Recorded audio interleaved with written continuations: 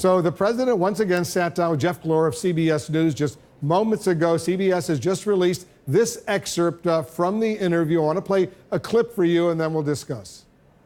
So you agree with U.S. intelligence that Russia meddled in the election in 2016? Yeah, and I've said that before, Jeff. I have said that numerous times before. And I would say that that is true, yeah. But you haven't condemned Putin specifically. Do you hold him personally responsible? Well, I would, because he's in charge of the country, just like I consider myself to be responsible for things that happen in this country. So certainly, as the leader of a country, you would have to hold him responsible, yes. What'd you say to him?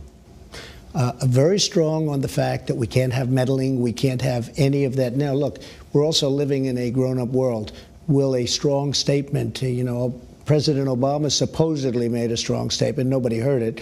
What they did hear is the statement he made to Putin's very close friend, and that statement was not acceptable. Didn't get very much play, relatively speaking, but that statement was not acceptable. But I let him know we can't have this. We're not going to have it, and that's the way it's going to be. And that's the excerpt. Congressman, what's your reaction? Well, it was amazing that President Trump didn't have the courage to stand there in front of Vladimir Putin and to his face acknowledge that Russia interfered with the 2016 American elections, and then to fly back to Washington the next day and realize that he had to do incredible damage control and basically say that he got a word wrong. It was, I think, the American people were stunned by that and found it to be a very, very bizarre episode, one of many for this administration. Earlier in the day over at the White House, the president said that Russia is no longer targeting the United States. That was in response to a question. It's simply not true. If you believe his intelligence community, Russia is still targeting the United States. How can the president keep the country safe from the Russian threat if he simply doesn't believe it exists? Right now, quite honestly, it doesn't look like the president is fully committed to keeping the United States safe from Russian interference. There's two things that the president should be doing right now. Number one, investing in greater election security and having the Congress work with state governments to pass laws to establish at least a basic level of cybersecurity protection and election protection for our voting systems. Right now, there isn't a single federal law, and I can't find a state law that does that. So we should be working on that domestically. The second thing is he should be engaging with our allies to basically form a version of a cyber NATO, where with our allies, our close allies, we agree to essentially mutual defense in cyberspace, and if necessary, mutual cyber response.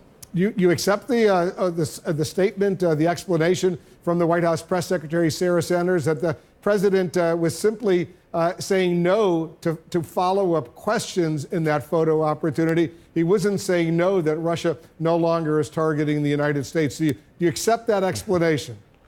I disagree. I think if you listen to that audio, it's clear that he was responding to the question. And that's Sarah Sanders' job, is to make sense of what the president is saying.